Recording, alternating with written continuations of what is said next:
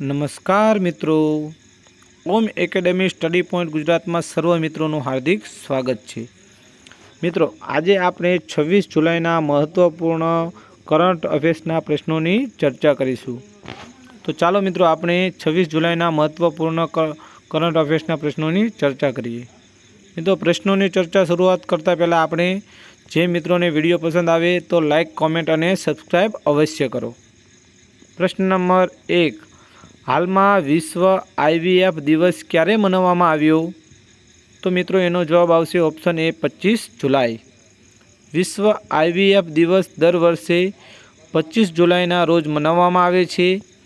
2026માં પણ તે 25 જુલાઈ 2026ના રોજ ઉજવવામાં આવ્યો હતો।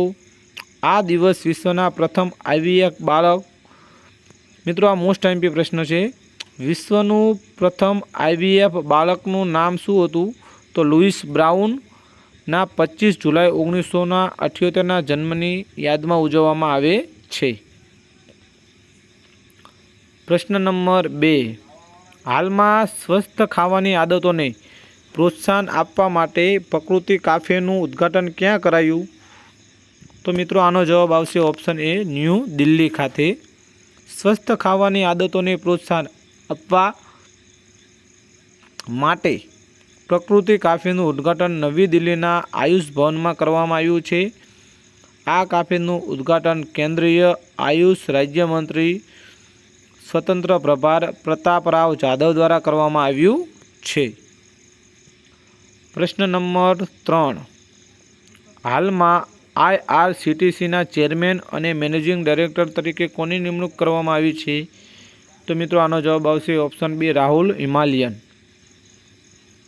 પ્રશ્ન નંબર 4, હાલમાં ગિફ્ટ સિટીમાં HCL ટેકનોલોજી સેન્ટરનું લોકાર્પણ કોણે કર્યું? તો મિત્રો, આનો જવાબ આવશે ઓપ્શન બી, જે આપણા ઉપમુખ્યમંત્રી છે હર્ષ સંઘવી સાહેબે કર્યું છે। હાલમાં ગિફ્ટ સિટી ગાંધીનગરમાં HCL ટેક ગ્લોબલ ટેકનોલોજી સેન્ટરનું લોકાર્પણ ગુજરાતના ઉપમુખ્યમંત્રી શ્રી હર્ષ સંઘવીએ કર્યું હતું। આ કેન્દ્ર AI આધારિત ટેકનોલોજી અને વૈશ્વિક નાણાકીય સેવાઓ માટેના ઉકેલો વિકસાવવા પર કેન્દ્રિત રહેશે। પ્રશ્ન નંબર 5, હાલમાં ઇન્ટરનેશનલ ટાઈપ 1 ડાયાબિટીસ કોન્ફરન્સ 2026 ક્યાં યોજાશે? તો મિત્રો, આનો જવાબ આવશે ઓપ્શન બી જોધપુર ખાતે। ઇન્ટરનેશનલ ટાઈપ 1 ડાયાબિટીસ સમિટ 2026નું આયોજન રાજસ્થાનના જોધપુરની અંદર 30 જુલાઈથી 1 ઓગસ્ટ 2026 દરમિયાન કરવામાં આવશે। આ સમિટનું આયોજન the friends of Mewar, break through T1D અને વિલિયમ જે ક્લિન્ટન ફાઉન્ડેશનના સહયોગથી કરવામાં આવી રહ્યું છે।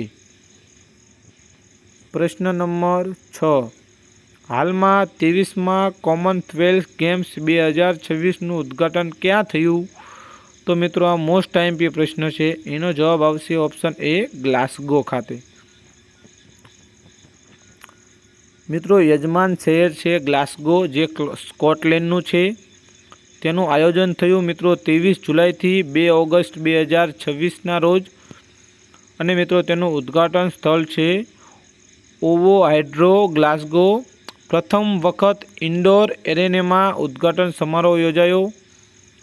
તો મિત્રો, ઉદ્ઘાટન બ્રિટનના રાજા ચાર્લ્સ III દ્વારા કરવામાં આવ્યું હતું। બ્રિટનના રાજા ચાર્લ્સ III દ્વારા આનું ઉદ્ઘાટન કરવામાં આવ્યું છે મિત્રો। અને મિત્રો, તેની અંદર મિત્રો ટોટલ 74 દેશો અને પ્રદેશોએ ભાગ લીધો છે। અને મિત્રો, તેની અંદર અંદાજિત ખેલાડીઓ છે 3000। કુલ રમતો 10 મુખ્ય રમતો અને 6 સંપૂર્ણ સંકલિત પેરા રમતો છે। અને આ સંકલન કયું હતું મિત્રો? તો એ 23મી કોમનવેલ્થ ગેમ 2026નું સત્તાવાર તેનું શુભંકર માસ્કોટ હતું ફિની। અને આગામી 24 કોમનવેલ્થ ગેમ્સ 2030 અમદાવાદ ગુજરાતમાં યોજાશે। મિત્રો, આ માહિતી મહત્વપૂર્ણ રહેશે આગળની પરીક્ષાઓ માટે। પ્રશ્ન નંબર 7, હાલમાં ઉચ્ચ શિક્ષણ વિભાગના નવા સચિવ તરીકે કોની નિમણૂક કરવામાં આવી છે? તો મિત્રો આનો જવાબ આવશે ઓપ્શન સી, નરેશપાલ ગંગવારની નિમણૂક કરવામાં આવી છે। પ્રશ્ન નંબર 8, હાલમાં 33મી આસિયાન પ્રાદેશિક મંચ મંત્રી સ્તરીય પરિષદ ક્યાં યોજાઈ હતી? તો મિત્રો આનો જવાબ આવશે ઓપ્શન એ, મનીલા ખાતે। પ્રશ્ન નંબર 9, ભારતનો પ્રથમ 100 megawatt per hour vanadium flow battery project કયા રાજ્યમાં સ્થાપિત કરવામાં આવશે? તો મિત્રો એનો જવાબ આવશે ઓપ્શન બી, ગુજરાત। ભારતનો પ્રથમ 100 megawatt per hour vanadium redox flow battery project Gujarat રાજ્યના કચ્છ જિલ્લામાં આવેલા ખાવડા સોલર પાર્ક ખાતે સ્થાપિત કરવામાં આવશે। આ project NTPC renewable energy limited દ્વારા વિકસાવવામાં આવી રહ્યો છે। પ્રશ્ન નંબર મિત્રો એના પહેલાં આપણે એક સમજૂતી જોઈએ। ગુજરાત સરકારે 2026થી 29 માટે પ્રથમ ડેટા સેન્ટર પોલિસી લોન્ચ કરી છે। બાગાયતમાં ઉત્કૃષ્ટ કામગીરી બદલ ગુજરાતને કૃષિ નેતૃત્વ પુરસ્કાર મળ્યો છે। ગુજરાત સરકારે ઓપરેશન સેફ સાયબર સ્પેસ શરૂ કર્યું છે। ગુજરાતમાં ભારતીય ગ્રે હોર્નબિલનું સફળ સંવર્ધન નોંધાયું છે। નીતિ આયોગના રોકાણ મિત્રતા સૂચકાંકમાં ગુજરાત ટોચ પર છે। ગુજરાતમાંથી ઊંઝા જીરું અને ઊંઝા વરિયાળીને ભૌગોલિક સંકેત મતલબ જીઆઈ ટેગ મળે છે। ગુજરાત સરકારે સરકારી વિભાગમાં વર્ગ 3ની જગ્યાઓ પર સીધી ભરતીમાં અગ્નિવીરોને 20% અનામત આપી છે। મિત્રો આ મોસ્ટ આઈએમપી પ્રશ્નો છે। પ્રશ્ન નંબર 10, મિન્ડુગાસ સિંકેવિસિયસ કયા દેશના નવા વડાપ્રધાન બન્યા? મિત્રો બાજુમાં એમનો ફોટો આપેલો છે, એનો જવાબ આવશે ઓપ્શન બી, લિથુઆનિયા।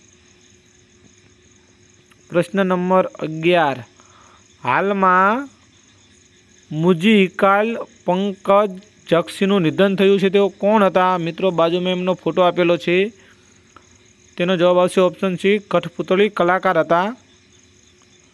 તે મિત્રો ક્ષેત્ર છે નોકુ વિદ્યા પાવક્કલી, કેરળની પરંપરાગત કઠપુતળી કલા, અને મિત્રો તેમને 2020ની અંદર કલા ક્ષેત્રે યોગદાન બદલ ભારત સરકાર દ્વારા પદ્મશ્રીથી સન્માનિત કરવામાં આવ્યા હતા 2020ની અંદર। પ્રશ્ન નંબર 12, હાલમાં કયા રાજ્યની સરકારે ઓપરેશન તુફાન શરૂ કર્યું છે? તો મિત્રો એનો જવાબ આવશે ઓપ્શન બી, કેરળ રાજ્ય।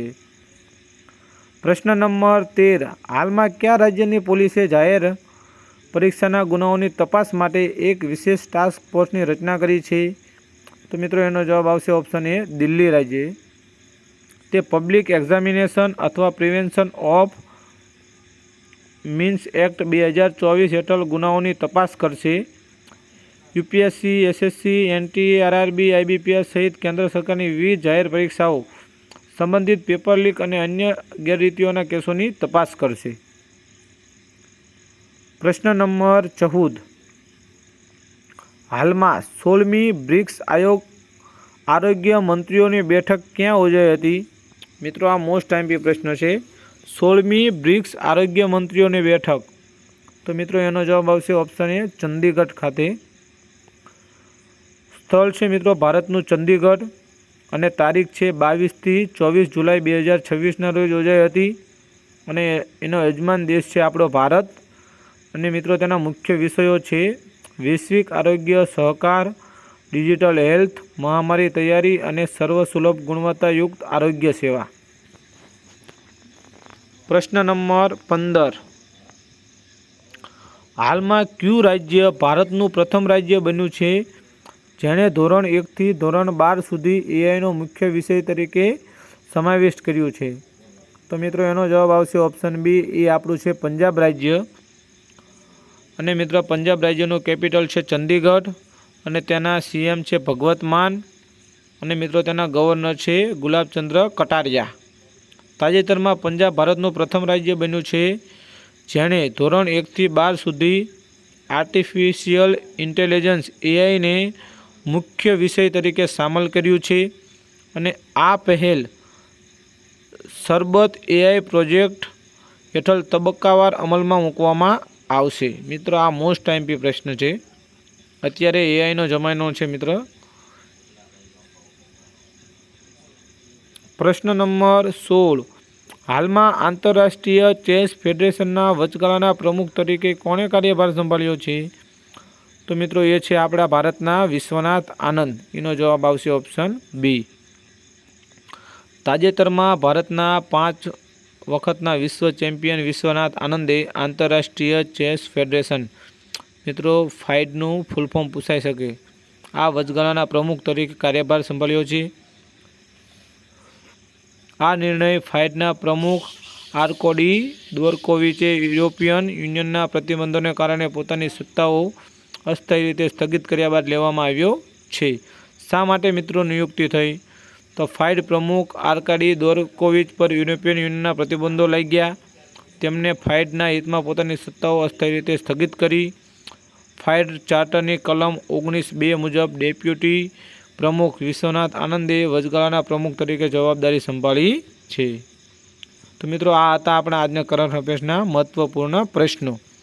તો મિત્રો તમારા માટે એક મોસ્ટ ઇમ્પોર્ટન્ટ પ્રશ્ન લઈને આવ્યો છું। તો મિત્રો આ પ્રશ્નનો જવાબ તમારે સર્વ જે મિત્રો આ ચેનલ ઉપર આપણે આ ચેનલને સબસ્ક્રાઈબ કરી છે અને આ વિડીયો જોઈ રહ્યા છે તેમને આ પ્રશ્નનો જવાબ કોમેન્ટ કરવાનો છે। હાલમાં પ્રકાશિત થયેલા ગ્લોબલ ટેરરિઝમ ઇન્ડેક્સ 2026માં કોણ ટોચ પર છે? તો મિત્રો આનો જવાબ તમારે કોમેન્ટ કરવાનો છે। તો મિત્રો વિડીયો પસંદ આવ્યો તો લાઇક, કોમેન્ટ, સબસ્ક્રાઈબ અવશ્ય કરો। અસ્તુ।